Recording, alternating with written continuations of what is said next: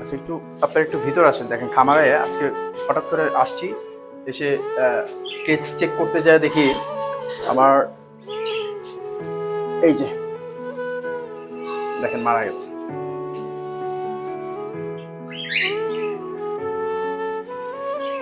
এটা হেলথ কিন্তু মোটামুটি ঠিক ছিল।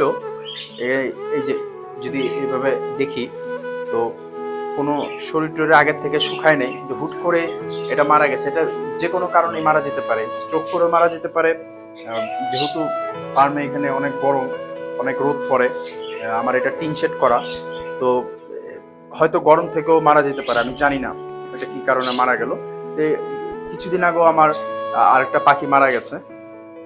তো লাইভ অ্যানিমেলস তো, এগুলো নিয়ে কাজ করলে হর হামেশা এগুলো আমাদের দেখতেই হয়, তো কিছু করার থাকে না আর কি।